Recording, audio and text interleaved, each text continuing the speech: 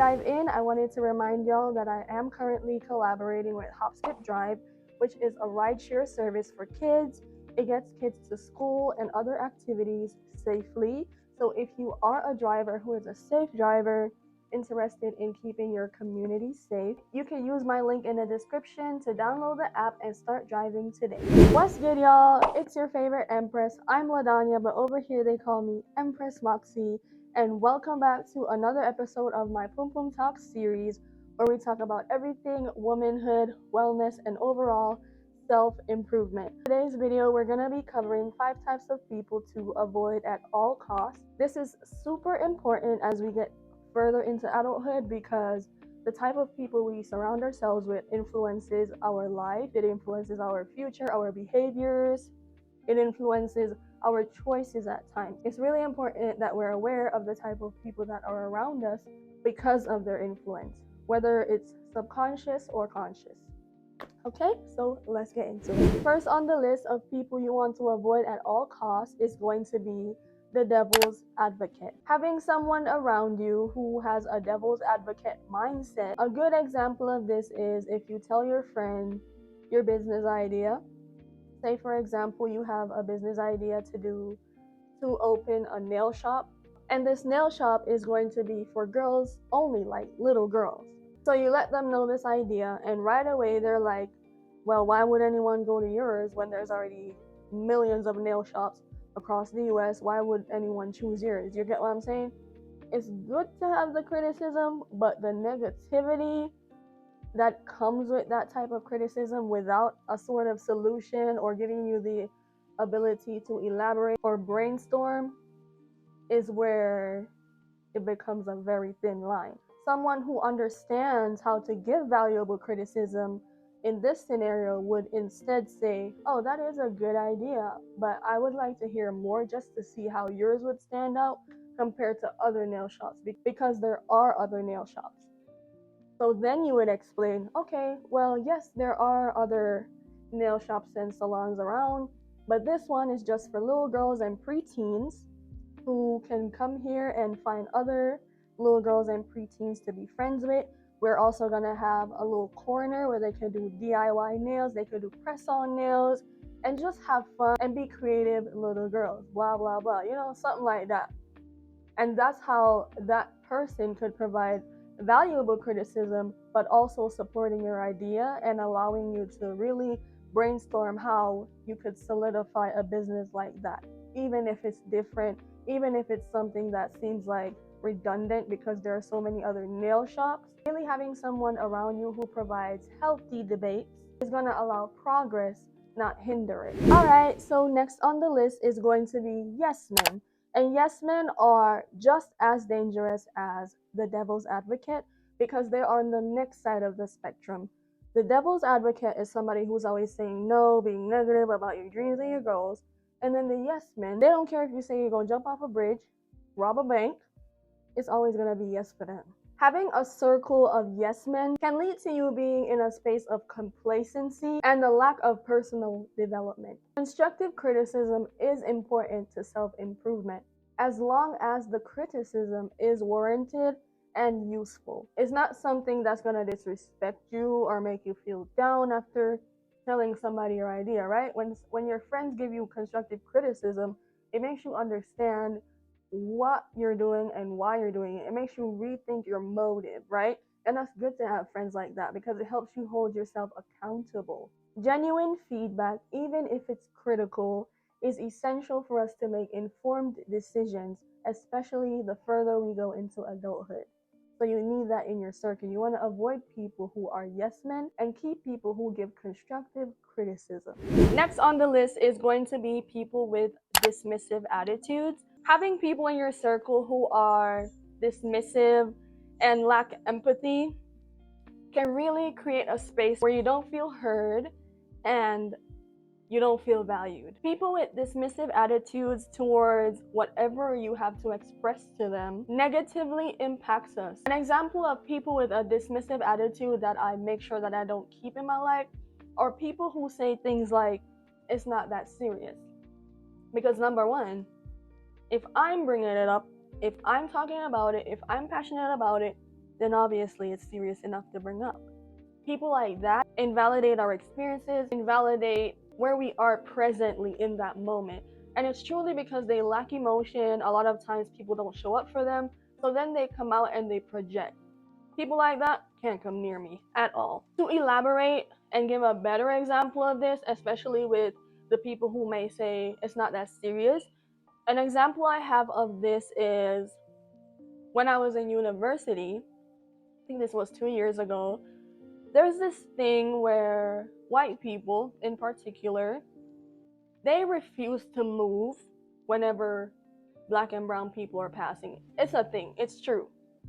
They could be on the sidewalk, they could be in the hallways, wherever. In my case, they were on the sidewalk. It was a group of 4 girls, and all of them were spread out like this, horizontally on the sidewalk, which means singular person, me, passing, then eventually we're gonna collide because I'm not moving.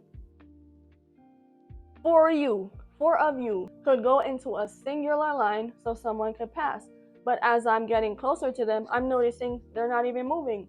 And yes, they were all white. So a few seconds later, I'm in their face like this. We're colliding, right? This is me, and this is the 4 of them. No space on the sidewalk for me to pass. So we're just looking at each other, and I decide I'm gonna say something. I said, so are y'all gonna move? They start laughing. I don't know what's funny. If they wanna be funny, I could have been hilarious that day. I really could. I'm not scared of people like that. I say what's on my mind in the moment.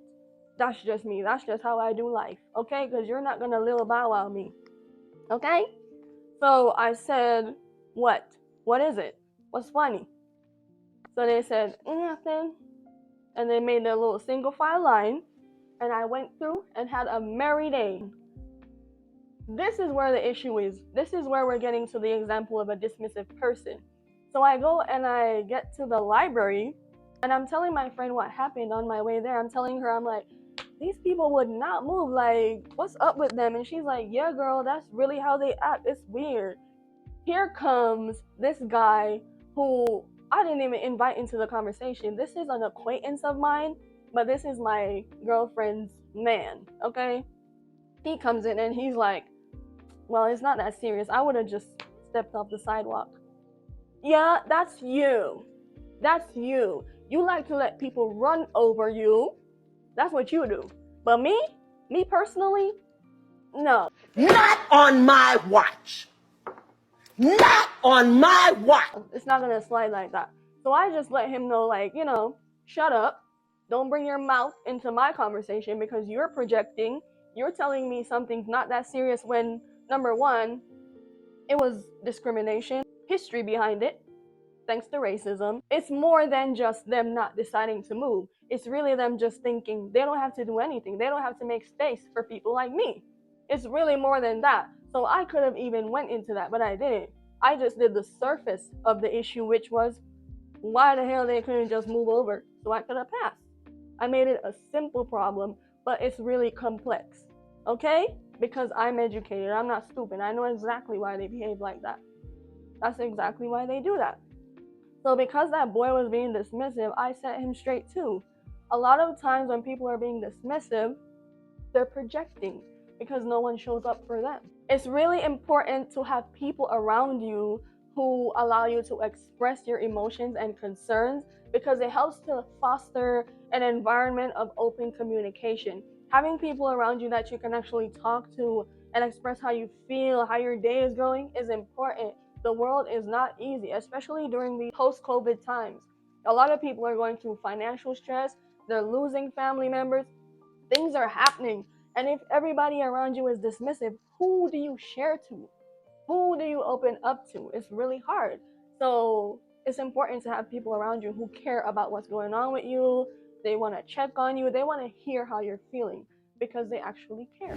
Next is excuse makers. These are people who constantly have a reason to not do what they need to do. Okay? And if you're constantly spending time not doing what you need to do, when are you going to do it? Exactly. Never. It's detrimental to your future to have people around you who are constant excuse makers, because with that mentality, they don't have personal responsibility.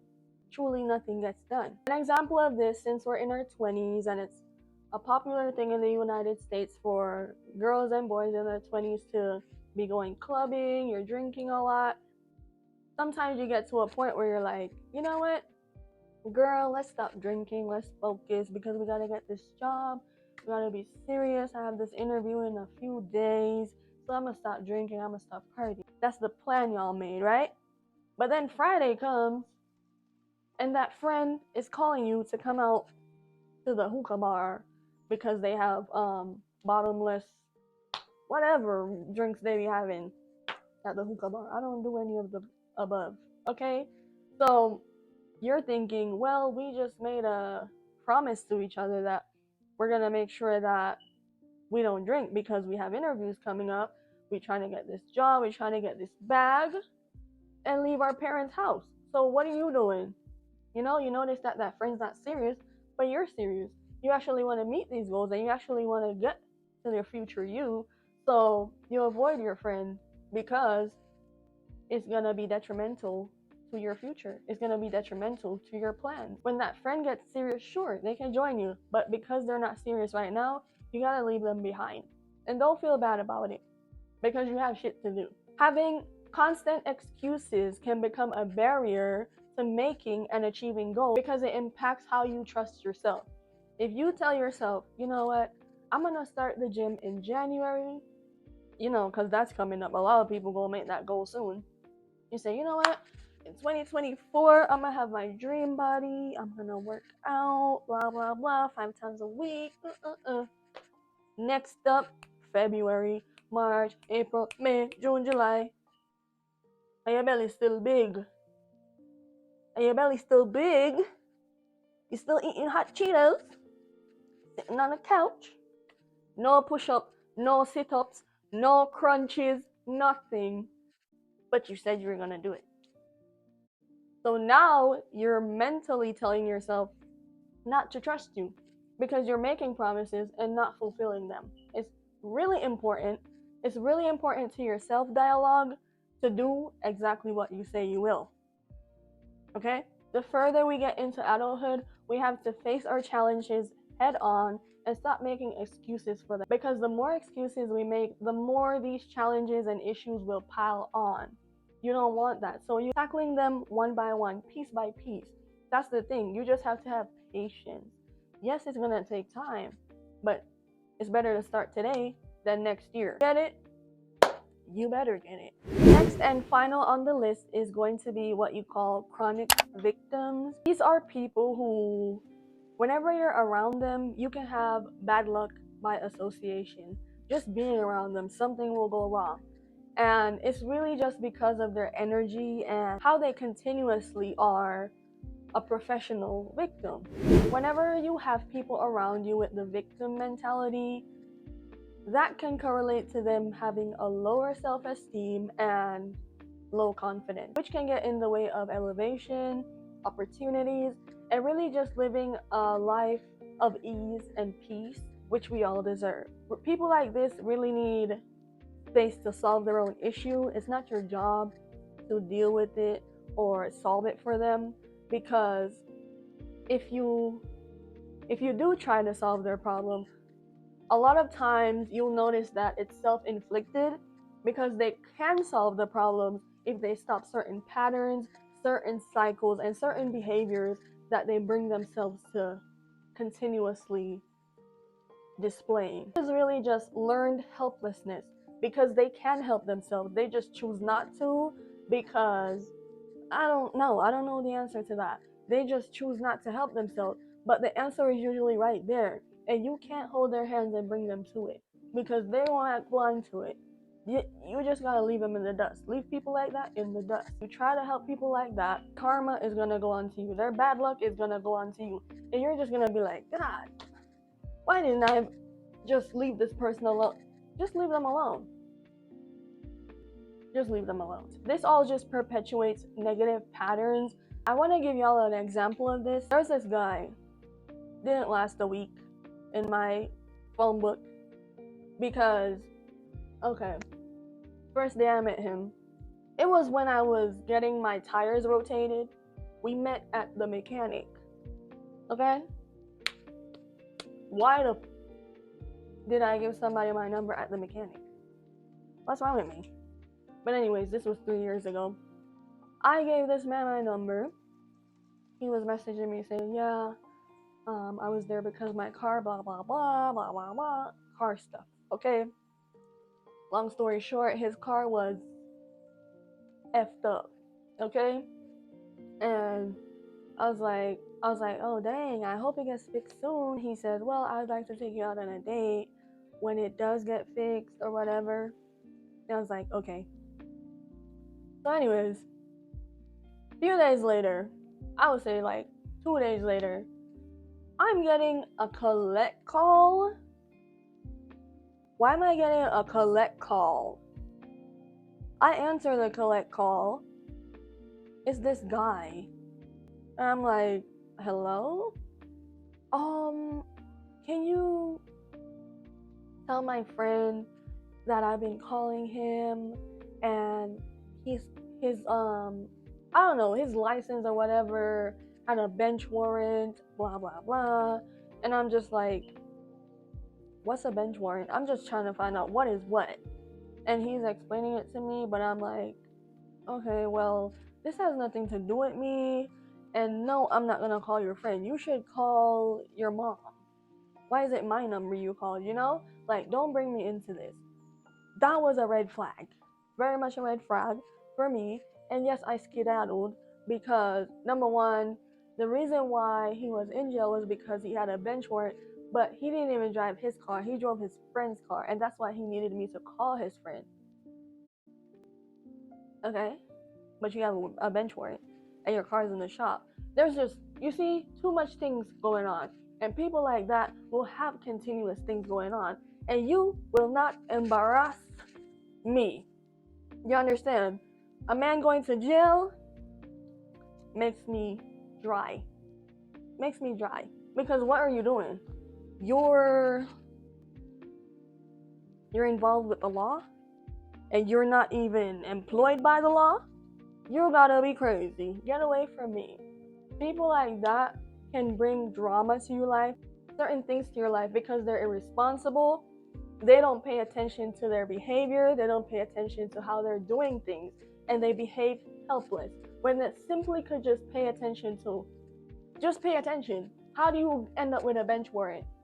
It's true that some people cannot know they have a bench warrant, but if you're a responsible person and you pay attention to where you're parking, whenever you get a ticket, the due date, blah, blah, blah, I'm sure you can pay that before the bench warrant comes around.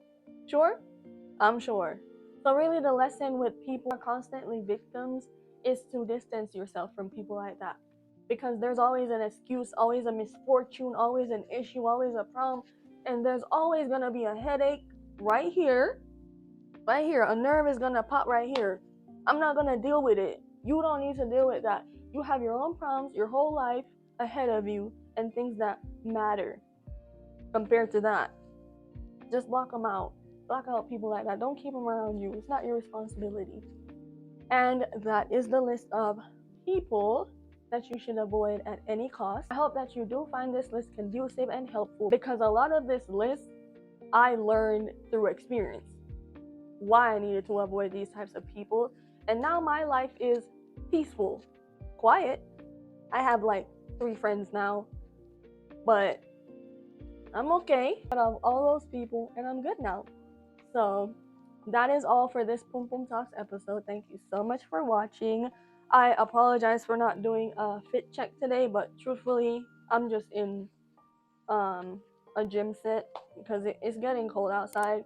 But in the next episode, I'll definitely do a fit check with y'all. I'll see y'all next week with another one. Bye.